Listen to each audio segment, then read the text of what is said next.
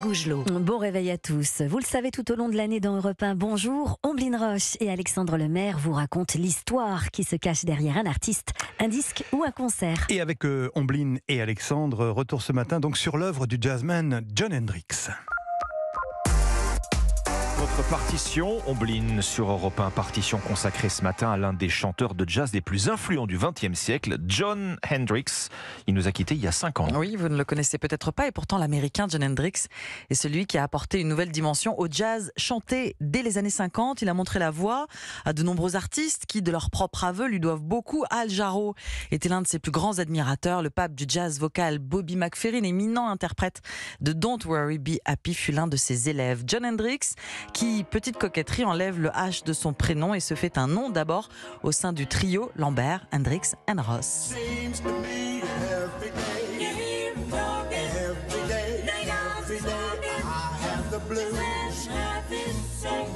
Comme beaucoup, Omblin, Jon Hendrix est élevé sur les bancs d'église dans l'état de l'Ohio. Oui, il interprète des chants gospel entre les prêches de son père pasteur, dirigé par sa mère chef de chœur. Jon Hendrix passe la première partie de sa vie à chanter, alors pas uniquement à l'église, à la radio également, dans des orchestres et des clubs le soir. Il est appelé sous les drapeaux. Il a 23 ans lorsqu'il participe au débarquement des troupes alliées en Normandie le 12 juin 1944. Oui, 6 jours après le D-Day, le racisme de l'armée le pousse à déserter avec d'autres soldats afro-américains. Jon Hendrix se fait prendre. Il est emprisonné avant d'être rapatrié aux États-Unis en 1946. De retour dans l'Ohio, il reprend ses études. Il fait une première rencontre déterminante avec le saxophoniste Charlie Parker, qui l'invite à rejoindre New York, où il commence véritablement sa carrière de chanteur.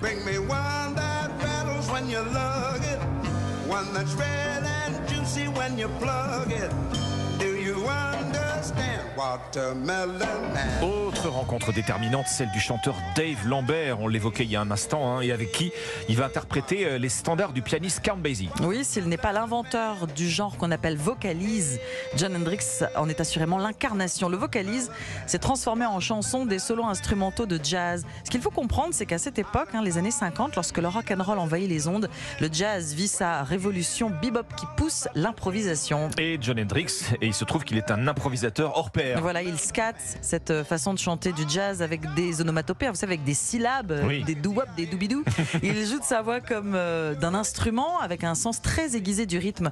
Et ce scat peut être transposé en paroles qui ont donc du sens. Avec Dave Lambert et la chanteuse de jazz Annie Ross, il décide de former le trio Lambert, Hendrix and Ross et il popularise le vocalise dans le monde entier. Every morning find me moaning. Yes, Lord. 'Cause of all the trouble I see. Yes, Lord. Life's a losing gamble to me. Yes, Lord. Cares and woes have got me moaning. Yes, Lord. Le trio se sépare au début des années 60 et Jon Hendrix s'engage dans une carrière solo. Il sort ses propres disques, écrit des paroles pour d'autres, parcourt le monde. Il devient critique de jazz à San Francisco, enseigne l'histoire du jazz à l'université en Californie. Il passe par Paris aussi pour une série de conférences à la Sorbonne, capable d'aborder tous les styles et notamment la bossa nova. Jon Hendrix enregistre même un disque hommage à un souverain du genre, le guitariste brésilien João Gilberto. Oh, Pato, the duck was dancing by the water. Quack, quack, the rhythm made him think he oughta. Quack, quack,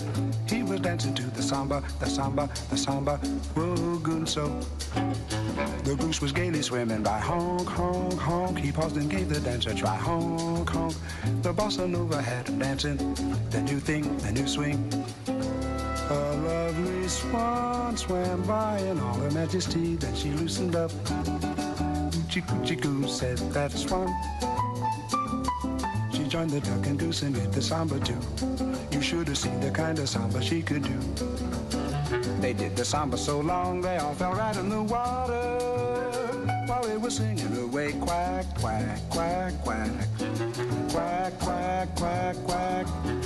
Quack, quack, quack, quack. Oh, Pato. The duck was happy to begin it. Quack, quack. And he was really getting in it. Quack, quack. He was dancing to the samba, the samba, the samba. Whoa, gunso. The goose came fast as he could move. Honk, honk, honk. And joined the duck and struck a groove. Honk, honk. The bossa nova had him dancing. The new thing, the new swing. A lovely swan swam by in all her majesty. Then she loosened up. Coochie coochie coo, said that swan. She joined the duck and goose and did the samba too. You should have seen the kind of samba she could do. They did the samba so long they all fell right in the water while they were singing away. Quack, quack, quack, quack. Quack, quack, quack, quack. Quack, quack, quack, quack. Extrait de l'album Salut João Gilberto, originateur de Bossa. C'est paru en 63. John Hendricks avec The Duke ou Pato en portugais évidemment. Et en français ça veut dire le canard. C'était donc la partition d'Omblin Roche. Autre rendez-vous musical à noter, Lionel, c'est Europe 1 Music Club, animé par Pat Angeli. C'est tous les soirs de 20h à 22h. Avec chaque soir un tube de l'été, la story d'une chanson, d'un album ou d'un artiste iconique. Oui, et puis il y a aussi des concerts exclusifs, des enregistrements cultes que l'on puise dans les archives d'Europe 1. Avec une palette très large, du rock, du funk, de la disco, de la chanson française. Et vous pouvez réécouter évidemment Europe 1 Music Club partout, tout le temps sur europe1.fr et l'application Europe 1.